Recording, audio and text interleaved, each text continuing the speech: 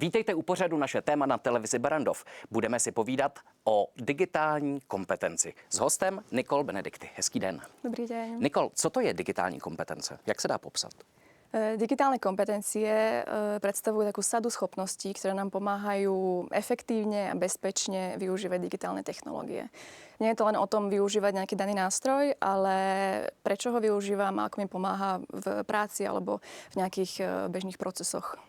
Já vím, že aktuálně probíhá IT fitness test. To je nějaký průzkum napříč základními a středními školami. O co se v něm jedná? Áno, jedná sa o iniciatívu, ktorá je zameraná na meranie digitálnej gramotnosti na základných a na stredných školách. Je to pôvodom iniciatíva zo Slovenska, ktorá sa v roku 2022 rozšírila do všetkých krajín Vyšehradskej štvorky a vlastne od tejto doby sa jedná o také najrozsiahlejšie testovanie digitálnych dovedností práve na našich školách a zapojilo sa do neho už v rámci regiónu V4 ze 670 000 respondentov. Což je veliké číslo. Je to veľké číslo, áno.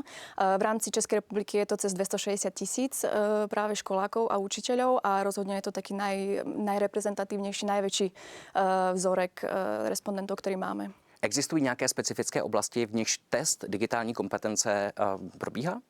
Áno, my testujeme 4 také základné oblasti digitálnych kompetencií, ktoré vychádzajú z európskeho rámca, ktorý sa volá DigiComp. Sú to oblasti internet, bezpečnosť a počítačové systémy, kancelárske nástroje a potom kolaboratívne nástroje a sociálne siete. My v rámci IT fitness testu máme také dve základné varianty toho testu. Je to test pre stredné školy a test pre základné školy. A tieto kategórie testovacie sú vlastne v týchto testoch obsiahnuté a potom ešte existuje jeden taký zvlášť IT master test, ktorý je vlastne určený už pre takých pokročilejších respondentov, ktorý preveruje také komplexné úlohy a úlohy už, ktoré vyžadujú využívanie tých digitálnych dovedností v nejakých súvislostiach, ktoré vyžadujú už nejaké napríklad logické a algoritmické myslenie.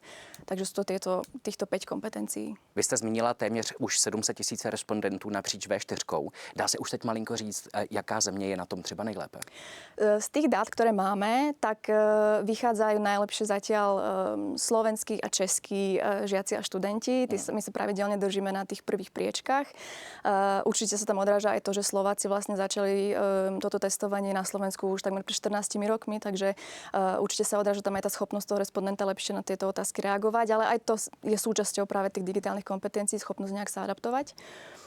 Takže áno, českí študenti si vychádzajú pomerne dobre.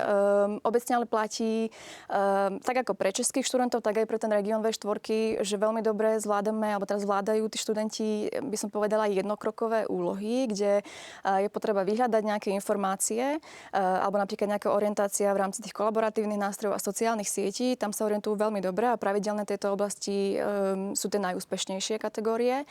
A tie najslabšie miesta prichádzajú v otázkach ako napríklad práve tie kancelárske nástroje alebo tie komplexné úlohy, kde už si to vyžaduje nejaké viackrokové riešenie toho problému, kde už potrebujeme zapojiť to kritické myslenie, to algoritmické myslenie a vravím už nejak v súvislostiach riešiť tie jednotlivé úlohy a to pravidelne vychádza ako tie najmenej úspešné kategórie. IT fitness test pokračuje. Kdyby sa do nej chtěl niekto zapojiť, jak? Zapojiť sa je veľmi jednoduché. Testovanie prebieha plne online a to na stránkach itfitness.eu, kde to testovanie je dostupné v 6 jazykoch. Jednak sú to teda jazyky v rámci toho regiónu V4, ale takisto v angličtine a ukrajinštine, takže tá jazyková bariéra je takto úplne eliminovaná. A testovanie prebieha až do 31.10. Takže ja vyzývam všetkých, aby sa zapojili a otestovali sa vlastne ako na tom sú s digitálnymi dovednosťami. Ten test je dostupný pre každého, nielen pre žiakov a pre študentov. Takže je individuální, ako jednotlivec sa môže zapojiť? Určite áno. Trvá to tých 30 až 45 minút. Na celé dokončenie máme všetci k dispozícii 8 dní, takže je to pomerne jednoduché. Co se s těmi daty, co nazbíráte, bude dít a k čemu budou použité? Oni dnes už vlastne môžu byť použité na úrovni škôl, alebo respektíve tried a škôl, kedy vlastne každá tá škola má k dispozícii nejaký prehľad za tie jednotlivé ročníky toho testovania, do ktorých sa zapojili a môžu ich využívať práve na nejaké potom lepšie zacielenie tej výuky. My sme doteraz nejaký súhrnný reporting nerobili, vzhľadom k tomu, že tá náročnosť tých testov sa medziročníkovo líši, ale dnes už máme k dispozícii vlastne dáta za 4 roky, takže práve takým našim cieľom tohto roku je vytvoriť nejaký reporting na základe tých dát, ktoré máme a ten poskytnúť potom jednak ministerstvu školstva napríklad, ktoré už od nás tie dáta za jednotlivé ročníky má, ale určite aj napríklad zriaďovateľom škôl bude užitočné, ak im pripravíme nejakú súhrnný prehľad a doporučenia. Takže to je taká naša úloha na tento rok.